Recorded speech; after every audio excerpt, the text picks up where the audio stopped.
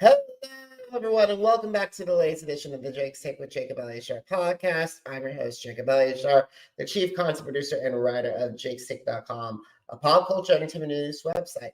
Before we get started, if you're watching us on YouTube, please give us a thumbs up and please subscribe. If you're listening to this on our audio platforms, please give us a 5-star rating, download this episode and more episodes, and feel free to leave a comment as well. I am thrilled to welcome this incredible comic book creator to the Jacob Elyachar Podcast. He is the founder of BentBox Comics, and his book, Artificial, which focuses on Vincent van Gogh, is a fabulous indie comic. So please help me welcome Chris O'Hara to the podcast. I'm imagining cheers and everything, but thanks, Jacob. I appreciate you having me. You're so welcome, Chris. You're so welcome. So, Chris, when did you get interested in comics, and how did that passion involve the desire to say, hey, I want to write my own comic books? Yeah, it's a bit of a long story, so I'll kind of make it more succinct, but my dad actually was an inker for Marvel. So most people know Marvel. So he inked for them back in the, I think, late 80s, early 90s. Actually earlier than that for a little while, but he was a huge comic book nerd. Obviously, he had a walk-in closet only for comics. So, normally we put clothes in there. Nope. No clothes needed. No clothes allowed. Just comic books and just big boxes of them, went all the way up to the ceiling. So it was really cool. He did a mural on my wall when I was a kid of Spider-Man versus like not all, but, the majority of his main villains like Kingpin and Venom and everything on the other side, this big battle on my wall as a kid next to a bunk bed and everything. So I've always been involved in some way, shape, or form or interested in comics, specifically because of him. He ended up not the best ending to that story, but he ended up leaving, as some fathers do. And then when he left, I kind of stopped caring about comics. I just didn't really, I stopped collecting them. I used to draw to try and do things like he would do. I would emulate him. I would do caricatures and things like that. But I stopped doing all of that. And then about maybe 2 years ago or a year and a half now, I have no idea because time is weird. But a little while ago, one of my buddies actually started making comic books. And it was a really cool thing seeing him kind of go through the process of creating it and just seeing it from paper to print. And it was kind of an inspiration to me, and it kind of rekindled that love for comics. So I was like, well, let me try. And so, yeah, so I'm kind of back into it, but there was like a good 25-year hiatus of just not really interested in any of that. But yeah, it's always been a part of me. I've always been very interested in pop culture and comics, and especially like MCU and everything like that. But the actual creation side of it, I was never really part of until now. So I'm diving in. It's an amazing story to hear that, because the thing is, 25 years is a long time for to be absent for comics, and so many stories have changed and come and gone. Like I'm similar to your dad, because the thing is, I have so many boxes of comics in my family, in my bedroom, in my family home, that would be like too much. Plus, there are like rows of everything. So I get you on that. But it's like there's so much. And even though I don't collect comics anymore, because the last issue I collected was Batman 3 Jokers, the final issue. That was 2021, because it was like, okay, rep money versus money. Right. Yeah, so I definitely know and understand that. So anyway, and I also got to say, it must have been incredible having that mural, because I've always wanted and dreamed, I know it'd be so expensive, but having Alex Ross draw the best of good versus evil with me watching, or like me reading through a book. And like you had Batman versus Joker, Daniel Radcliffe's Harry Potter versus Bela Lugosi's Dracula. Regina Mills from Snow White versus the Wicked Witch, the Wicked Witch of the West, or something like that. Like, that's what it was incredible. It was like, it's been, it's just imprinted on my mind. Obviously, I think last time I saw it, we moved out of that house when I was like 8, I think, and then that's when he left. But for a couple years, we had it on my room, and it's just life-size Spider-Man right next to you as you're sleeping, and then Kingpin and Venom and Oh man, it was so cool. So yeah, it was amazing to have for sure. Absolutely. So, what were some of the comic book stories that inspired you creatively? So once again, like we kind of just mentioned, I've been out of the game for a while. So a lot of the stuff that I remember is very old. And I mean his collection was insanely valuable because he had been collecting since he was a kid. Um, so like there's a lot of first editions of a lot of comics in there that were a no go, no touching, which is fine. But I would go through as many Spider-Man as I could. He had obviously a plethora of Batman. So like I loved those iconic not normal, but you know what I mean, like the mainstays of comics. I definitely read a lot of when I was a kid. Now, going through that like 25-year hiatus, I didn't really do that much of that, obviously. Yet I still did a little bits here and there. There's one book, I don't know if you're familiar with it, but it's not a comic book, but it's called Carnage in New York. It's a novel about obviously Spider-Man's villain Carnage. So it's just a nice. I have it around here somewhere. I ended up picking it up from a local store. I found one like a nice dusty orange paper. You know what I mean? It's like, oh, this thing has seen some love, so I made sure to grab it. But it was one I read when I was young, and that kind of kept me just in the universe of comics without actually still in it. And then when it comes to nowadays, like right now, getting inspired, I read my buddy's comic, and that's what kind of inspired me. His name's John Shell. Shameless plug for him. His name's John Shell. He wrote a comic called The Last Wand, and it's like this fantasy comic. It's really cool. The color's amazing. I'm really liking the story. Supposedly, he has a pretty big arc coming. But anyway, that was one of the ones where before I even got interested to jump back into comics, he showed me, his, and I'm reading it, and I was like, wow. I was like, you can do this. You know what I mean? Like you can make this, and I can make this maybe. So that was one I would highly recommend everyone to look it up.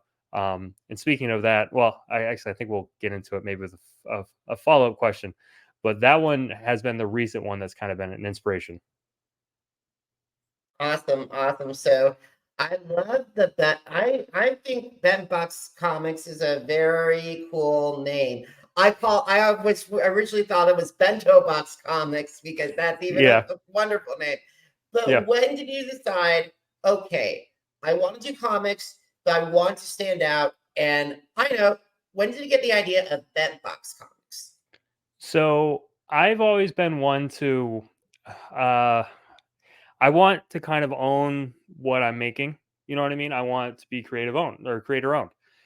So when I was looking into getting into comics with my buddy John, you can obviously pitch to different companies, and you can go to Image or Dark Horse, or I mean, if you're lucky, or Scout or anything like that, to kind of get your stories out there. Well, for some weird reason, that wasn't even on the table for me. I'm not saying it won't ever be on the table for me, but like immediately, my first thought was I want to make something, and not just I want to make a comic. I want to make a company. I want to make a business. I want to make stories and maybe invite people to join. And now I'm a publisher who works with people, and now they have the nice little BentBox logo on the top right, and we're all happy. And I loved that idea. So that's why I kind of transitioned to just the idea of, okay, I'm making comics, but we're not just going to write something. I'm going to make an IP first, or not an IP, but that was the IP. But then I'm going to make a brand. So that's where the idea was, is let's make a brand. Now, long story short, I used to do indie video game creation. I actually went to college for that. So I did little mobile games and endless runners and anyway, all that fun stuff. So I used to do that a while ago. One of my buddies asked if I wanted to make an asset creation company, where basically we made 3D models and sold it to companies, and then they buy them, and it was just going to be a nice little side venture. But we were going to call it BentBox, and that was just it, just BentBox. Mainly because the concept in 3D modeling of bevel, it's where you put a nice little bend on a box. And I was like, I like the idea of the alliteration BentBox. I was like, it's quick, it's quippy, BentBox. Ended up not going anywhere. And then I was like, oh, I'm going to make a comic. And then I had the idea of bent boxes in one of those old boxes you keep your comic books in, just nice and rugged. Um, and then I made the logo and bent box. And so now BentBox Comics. So it was, nothing too elaborate or fancy, but I've always been one for enjoying making names and comics and logos. So that's where it came from. Awesome. That is pretty cool. I gotta say, that's a really cool name. So, there's a lot of different challenges from starting out with your own label. So, what have been some of the challenges that you faced starting your label, and how did you overcome those obstacles? And how are you overcoming those obstacles? Yeah. Right now, obviously we're new. So we've only artificial, which I have right here, but artificial has only been we started the Kickstarter earlier this year. We did it. It's been in print for a little while now. So it's only been basically a year of us being on the market, I would say. So one of the biggest challenges recently has just been brand recognition or brand spread, where like, you know, with X, former Twitter, the algorithm isn't really for us anymore. So like organic spreading and organic reach isn't really a thing anymore. So like we kind of started our brand right in the middle of that crap storm. Uh, so like that's been one of the harder things for us is kind of growth, spreading the word, getting people interested, marketing. I think if you talk to 10 indie comic people, 10 of them will say marketing is the hard part. So that's been one of the main challenges is kind of just making sure people see us, we're known, we're being, part of the community and everything like that. Now, when it comes to another quick challenge is, if anyone has noticed, there's been a bit of an oversaturation in the market. I'm not saying it's a bad thing. Basically, COVID has almost like the podcast space. COVID has kind of caused creators and creatives to be like, all right, I want to do something. Uh, I'm thankful at the amount of creators there are out there because they've all decided to do something, and it's great. And it means more cool products that we get to enjoy and read or watch and listen. But there is that concept of like, there's a lot out there now, more than a lot of people can even watch or read or write or anything. So that's been a bit of a challenge too, or not necessarily a challenge, just something I've noticed. That it's like, okay, there's a lot out there right now fighting for people's attention, your attention, the average reader, to get their eyes on our book. So now, when you say, what have I been doing to overcome those challenges? I've been trying to. I will not say I'm successful yet. So some of the things are just average marketing, word of mouth, trying to get out there, posting as much as they can on social media. One of the big things that me and real fast, my buddy John, though, we ended up merging. So now he's involved with BentBox Comics. So the last wand is going to be under the BentBox Comics moniker. So that's kind of cool. We're growing in cool ways that way. But we decided to, because we're struggling in that way, let's get in front of people. So 2024, we are signed up for 4 cons, local cons. So if you don't live in, I know you're in Central Time, so it'd be difficult for you to come to one. But they're all in Florida. We're in Florida right now. So 4 cons, couple smaller one large one in July. And we're super pumped for that. So we're going to have a nice spread of all of our comics, merch and gizmos and gadgets and fun little things that you can pick up. And what I'm really hoping for is we can kind of, reach readers in a way that's, I feel like isn't really possible anymore on social media and with all the noise. I'd rather you come up to the table, I can talk to you. I'm much better. I'm a big extrovert, so like I'm just better at doing that. So I'd rather just hang out with you right there, show you the book, talk to you. That's just easier for me. So that is one of the main things we're doing to try and combat some of the issues, but we'll see. That's 2024, so don't know if it worked yet. Hopefully. I know we may need to come back in 2025 to find out. I'd love to. Yeah. All right, but like the thing is, I love your strategy. I love that social media. I've seen that you're starting to build, and like I always tell people all the time, it's very important that social media is your presence, not your way to get. You can get eyes, you can get, but don't expect a lot of bucks. But like the thing is, it's always been able to like it's your voice and your presence. And besides, it's better with you're right, it is saturated. I say with podcasting, the podcasting world is so oversaturated Yeah. right now. And I'm like very grateful that I've been around since 2019. So I also am doing the same thing too, because I came out at the almost near the middle of the boom. And like here we Yeah. are with episode, I'm not sure, it's like 250 something. Yeah. And Which is great. it's And just, congratulations to you. Yeah. thank you very much. I appreciate it. And like, it's grateful. It's like, you've got to build up and like, you have to play the long game. Like some of my heroes, Regis Philbin and Barbara Walters, they were in their 80s when they said enough, and they did multi-year careers. Yeah. I'd rather be on that path than like a flash in the pan. Yeah, for sure. Yeah, and I know it's definitely a long game, especially right now because it's taking so long to gain any traction, if any traction. So I know that the one thing is though, like I've noticed that I am almost the most happy I am when I'm with my creative team making Artificial Issue 2. Like I have a meeting after this with them. I cannot tell you how much I'm looking forward to it. So like that right there, I think, isn't something I'm chasing as much as just like, okay, this is what I want to do. So like as much as it's not, I don't want it to be a flash in the pan as well, but it just means it's going to be it's going to be much harder to get me to quit. So the long game is where we're going to play. Absolutely. And I'm also thinking of modern day creators like Jeff Johns and Scott Snyder and Jason Aaron, Hmm. who started their careers writing their own material and then had those blockbuster success over at the big two, Yeah. respectively. And now they're off doing their own projects.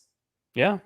Yeah. Which would be an awesome path. At the same time, I'd be cool just doing what I'm doing, even if it makes if it makes enough to put food on the table. I have a wife and kids. Nothing extravagant. I'll drive a nice little Honda Civic and we'll be good. Like nothing, as long as it does that, I'm fine, happy just writing whatever's up in the old noggin and just letting it go. Without my own creative IPs would be cool. But yeah, that'd be awesome as well. Absolutely. So let's get talk about the first IP, which is artificial. So let's talk about, so when did you get that idea of artificial? So I'm sure most of everyone is in some way, shape, or form familiar or have seen the presence of AI art or just AI in general. Um, from back in the day with Skynet all the way up till now, we're getting there. But when AI art kind of came on the scene, there was a lot of, and this is right when I was trying to figure out what I wanted to write about because I was just starting to want to get into comics. So originally, I was going to write about. I had the idea of doing like traditional artists battling zombies, and it was going to be something just overly gory and just silly, and it was going to star Bob Ross. It was going to be the main guy because everyone loves Bob Ross. And a funny story about that is apparently you have to get Bob Ross's estate's approval, which obviously I knew that. But as I'm developing this pitch, I actually talked to their marketing team, ended up having a meeting with the Bob Ross estate, and then we had to have communications with Bob Ross's ex-wife, who's head of the estate. So I had to go through all these channels, and I went through all of them, which was really like my first comic. I was like, I feel like I'm putting my big boy pants on. I was like, this is kind of crazy, but it ended up obviously not working out. Bob Ross is not allowed to be violent in any way, shape, or form. Fair enough. I understand. So I had to scrap that idea, and on the fly, I pitched a different idea to them just to see if they would bite. About instead of zombies, what if it's AI robots for Bob Ross? And I was already planning on having Van Gogh, Marie Cassatt, and Leonardo da Vinci as ancillary characters, Bob Ross being the main. So when I pitched that to them, they were more intrigued because it wasn't like fighting people, so it's less violent. But they inevitably said no. After they said no, I kind of talked to my artist that I'd already had hired on, and I was like, "What if we just roll with Vincent as the lead now, as like the reluctant leader, and keep Marie Cassatt and Leonardo da Vinci, kind of keep that dynamic, and pivot right into this AI thing that I kind of pitched out out of desperation. It was literally just out of desperation. I just popped in my head. I was like, well, no, it's AI robots. It's not zombies. And that ended up being just this long process of redesigning the story with my artist. He has been immensely helpful. His name's Gabriel Fonseca. He's from Brazil. I couldn't imagine working with anyone else. He's insanely talented, and he has made this comic much better because he's worked on it. But anyway, so as we're working on it and developing these characters, and with the AI boom that's kind of been happening with art, it's turned kind of into this love letter to human creativity. That's my goal, is to show the importance and the heart and the soul behind, being a creative and painting or writing or anything. So that is kind of that was the inspiration behind Artificial. That's what ended up coming to fruition, was that was the reason behind it, was basically the AI boom. So yeah. Which is a great reason for that. And when I was looking at the artwork, it reminded me a lot about who Humberto Ramos's X-Men and Hmm. Spidey. That Yeah. reminded me so much of that because that art was really fantastic. I love that style. And not to mention, I totally understand because Bob, it's like when we're seeing controversy of Winnie the Pooh and Piglet being violent, Yep. especially But since it because hit it's open source, it's open source now or whatever it's called, I can't remember. Because it reached the end of its run, so like they're public allowed domain, to. public Public domain. domain, yeah. Unfortunately, Bob Ross is not public domain. I think I actually looked into that. I was like, when will he be public domain? Just out of curiosity. But yeah, that's one. Yeah, that's definitely a controversial thing. But you know, I'm not one to say yay or nay to anything like that. I can understand some people having an issue with it for sure. Um, but that's why I have done, and I don't know how much you've dived into the comic. I appreciate you saying you've read a decent amount, but I've done so much research into this, into Van Gogh's life, into Marie Cassatt's life, and then Leonardo da Vinci. That way, it doesn't seem like I'm just throwing, popular names on a page. There's a section, the section I'm most proud of, to be, if you will allow me the minute, is there's a section where he's writing a letter to his brother, Theo. I'll just show it real fast, but he's writing a letter to his brother Theo, and it's basically a small spoiler, but it's right before he's considering suicide. And this, it's not really much of a spoiler because that's actually part of Vincent van Gogh's life. Um, but this is not a real letter. However, Vincent van Gogh's letters are all published. So I spent a long time going through each and every of Van Gogh's published letters, getting his cadence, getting little phrasings that he likes to put in there, including at the very end, he says, sincerely with a handshake. Um, and I remember my wife was looking over, I was asking her to be a free editor. And so she's looking over and she goes, why does he say sincerely with a handshake? Why did you put that in here? That doesn't make any, that seems weird. And I was like, don't ask me, ask Vincent van Gogh. And then I showed her like the letter. I was like, no, this is what he does. Um, Especially when he's talking to his brother, it's a different cadence because there's different letters published that aren't to his brother. Anyway, all that said, I put a lot of time, energy, and effort into learning the characters, even especially because they're real people in real life. But this is kind of a slight twist on it, obviously, from me, but it's staying as true to them as it possibly can. So that's something I'm really proud of as well. And it must have been insane trying to get all three of those archives because there's there's so many archives that like for Van Gogh and for Michelangelo. Mm-hmm. And Leonardo da Vinci, sorry, why did I mention Michelangelo? They're pretty close. And Mary Cassatt, because those are very, very well-known artists, and like it must take, and like research is amazing. So It was so fun. you have those three. So why did you thought about adding a fourth artist or like someone like from Emily Dickinson or like something other like I was or maybe thinking, even a Mona? yeah, I was thinking about it. I had a couple, I had man, I had a long list of who I thought might work. But Dali, I was thinking might work. Salvador Dali, and then man, there's a couple others. The main reason I stuck to three, I mean, it was originally going to be four with Bob Ross.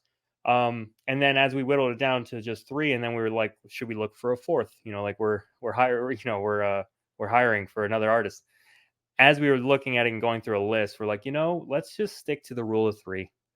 It stays true in almost everything. Video games, you have a boss level, it's going to be 3 rounds. This is what it is.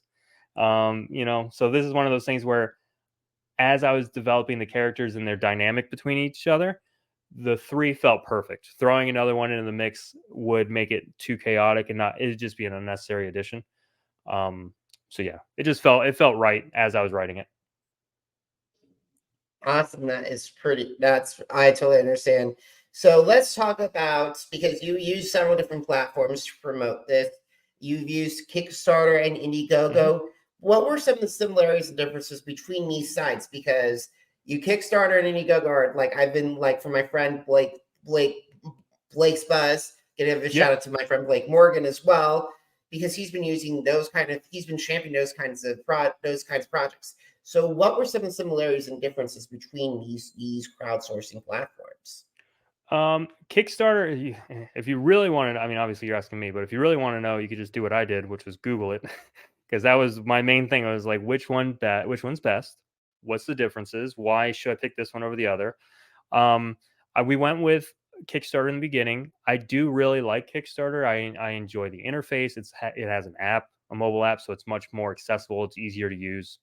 Now, the one thing I'll say, I actually, as I'm creating, so real fast, we had a successful Kickstarter for Artificial #1, but it wasn't quite as successful as I was hoping. So everything so far has been out of pocket. So like this right here, it was done. It was ready for print. I paid the artist. Everything was done. And then we started the Kickstarter. So we didn't really do the whole, here's 2 pages that we have done. Now we need funding for the rest. I was lucky enough to have enough funding in my own bank account to pay the artist and have it created. That way you have a fully finished product here and you don't have to worry about it being a year and a half down the road. You get a random comic in the mail. So that was my goal with this. So to kind of recoup a little bit of that, I want to do the Kickstarter to help do issue 2, because all of it was going to go into issue 2. Now, Kickstarter was successful. I made it a pretty low goal, but not successful enough to really go too far with issue 2. That's why I'm doing Indiegogo now. Also, to try and just reach a secondary audience. There's a lot of people who are diehard Kickstarter fans, a lot of people who are diehard Indiegogo users. So it's more of just to see if I can find more readers and get them interested, and hopefully, sell a little bit more. And all of it's obviously going right back into Artificial 2, which we're working on now. I will say the biggest difference I've noticed so far, I enjoy using Indiegogo more. It's just simpler. A lot of the early access stuff or early sign up is better because you can put more information on it. That way people might be more drawn to sign up for it. So there's little things that they do that I like more. The one thing I like about Kickstarter is, this is a little inside baseball. Indiegogo allows you to see how much funds have come in from you directly posting links, and how much funds have come directly from Indiegogo, like spreading. So far, 0 from Indiegogo, and all of it's been from me posting links and everything. So from what I can tell, I don't think they're super on top of the sharing and promoting their own projects. I think they could be better at it, basically. Kickstarter, however, there was a decent amount that came from just front page scrolling, it's showing up, and so that I feel like that's where Kickstarter definitely is better. But I do like Indiegogo so far. We still have a decent amount of ways to go for our goal. We're live right now until the end of the month. I think November 1st or 2nd will be our last day. So you can go get it right now. I have it actually pretty cheap because it's basically done, completed, printed. So it's fairly low price for one of the comics. But we're still a little ways to go on Indiegogo, so hopefully we can get a bump and people would like to go read it. So feel free. Awesome. So another thing I gotta say is, it's like, have you thought of your dream collaborators? Because I could see you tackle one of the Andy and Adam Kubert. I could see you with a Phil Mez, or like some kind of, or Salvador Lakota. Like, those are the names that I am thinking, or even Jacques or Raphael Arbor. Have you, or Greg Capullo? Have you thought about those like future collaborators? Oh man, I honestly have not.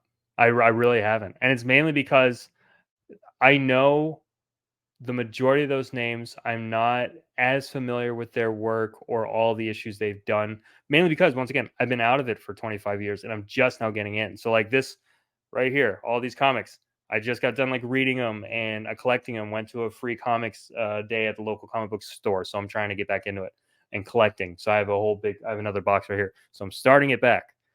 But I'm so out of the loop. So there are some people that I just don't really recognize anymore. And that's one thing that I've actually been, even with you right there, you give me names that I need to go look up and try and familiarize myself, or at least familiarize myself with.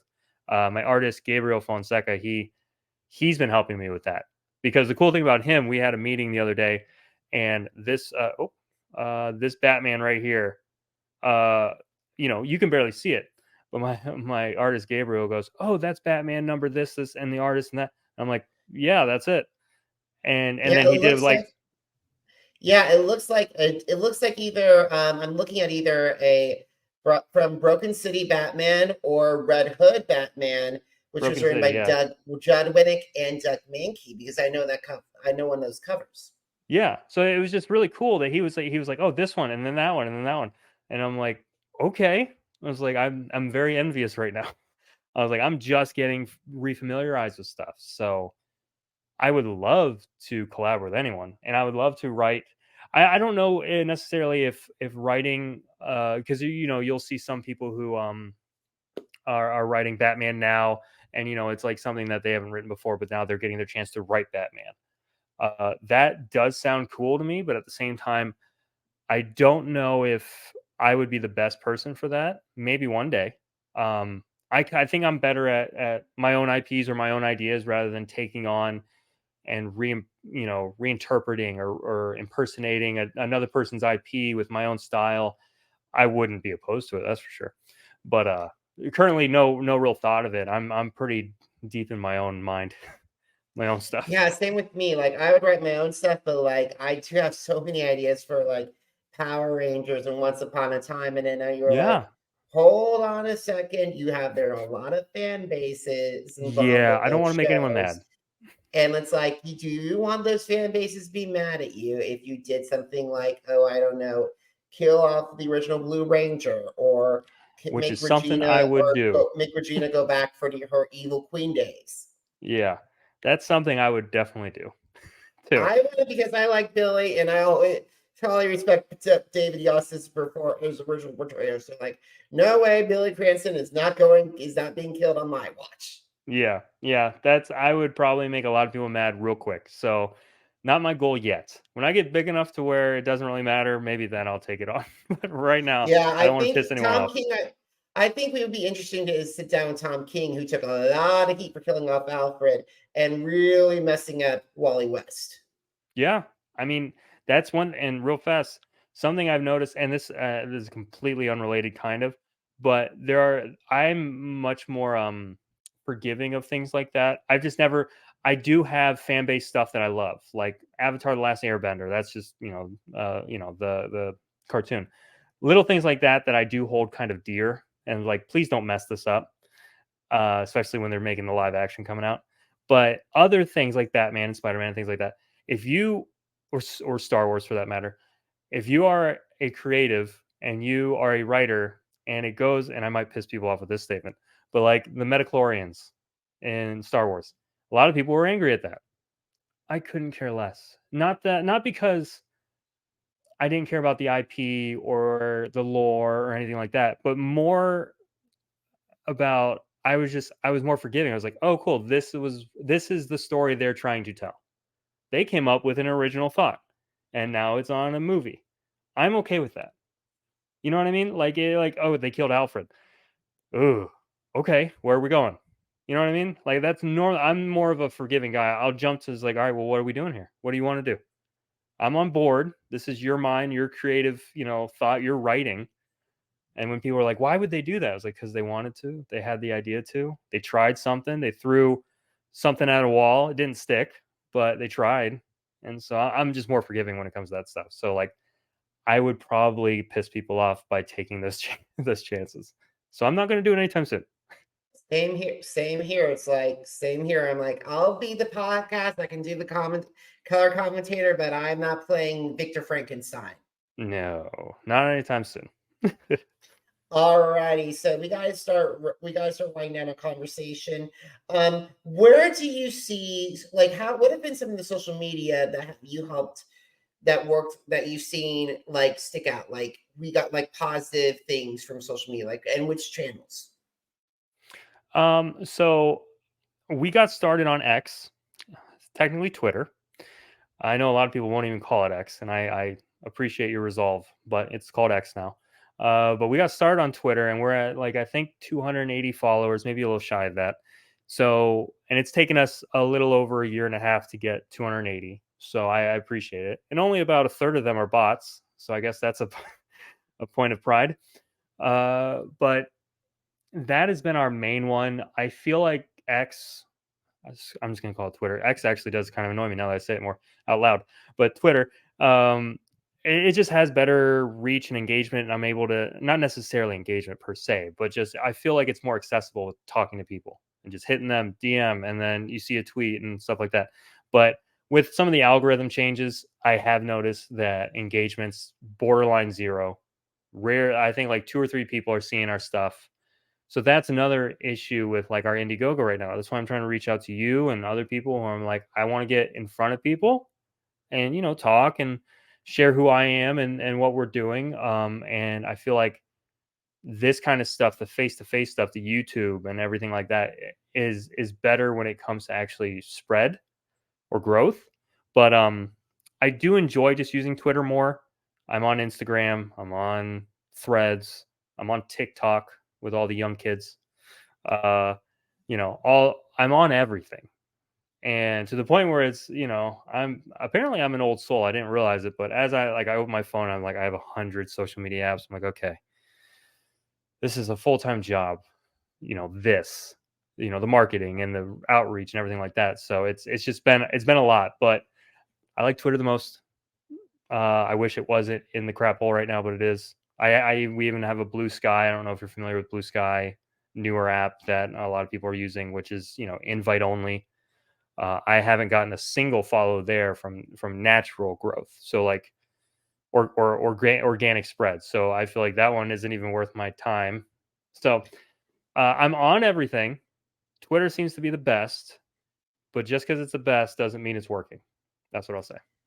Absolutely. And I always say to people when it comes to social media, hashtag it takes a while to grow and it will take a while to grow. But however, once you have those loyal viewers, hold on tightly to them. Oh yeah. And they'll be on the ride with you. So last question, are you ready? I'm ready.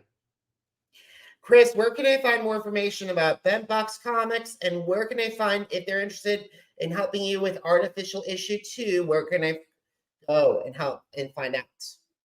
So already mentioned a little bit. Right now we are live on Indiegogo. It is called Artificial. You can just go to obviously Indiegogo.com. Artificial #1 second chance campaign. I'm sure if you even type in just Artificial #1, it should pop up for you. We're decent. We're not even to 50% of our goal yet. We still have a decent amount of time, so I would really love if everyone came and just at least checked it out. If you can't back it right now, just share it would be great, or just tell a friend or a stranger on the street. Whoever you want to tell, just tell them, because it would greatly help. And every single penny is going right into Artificial 2, which is currently in development. As far as like everything we're doing, like including my buddy John, who since we merged, he's doing the last one too, and then a new IP called Wingless. So we kind of have a lot of stuff to offer at BentBox right now, which I'm really excited about. And we're going to be obviously bringing a lot of that to cons. If you're in Florida, we're coming to almost all the cons in Florida. So that's one way you can see us, but that's 2024. We have a link tree right now. If you go to any one of our social media accounts, you will see a link to our link tree. Every single social media account is at BentBox Comics. That's it. Thankfully, it was not taken. So there's no like BentBox Comics _0 or BentBox Comics 2023. Everything's at BentBox Comics. Absolutely, and that's amazing. So, guys, did you miss an episode of the Drake's Take with Jacob Elyachar podcast? Well, if you have, head over to our Apple Podcast page, or Deezer, or Google Podcast page, iHeartRadio page, Podcast Addict page, Spotify, and Spreaker. Just type in Jake's Take with Jacob Elyachar, JACOB ELYACHAR. Now, are you on social media? Because I'm on social media too. Facebook, Instagram, Threads, TikTok, X, and YouTube. Jacob Elyachar, JACOB ELYACHAR. Now, if you want more information about what my takes on comics or new music, or not to mention what's going on with The Masked Singer, visit jakes-take.com. Once again, jakes-take.com. Chris, thank you so much for taking time out of your schedule to talk to me today about BentBox Comics. I wish you and your entire team nothing but the best, and hopefully we can see Artificial 2 out soon. Yeah, I'd love it. Thank you, Jacob. I really appreciate the time, and it was a blast. Thank you. Awesome, guys. Thank you so much for watching. Thank you so much for listening. Until next time, have a great one, everybody. Goodbye.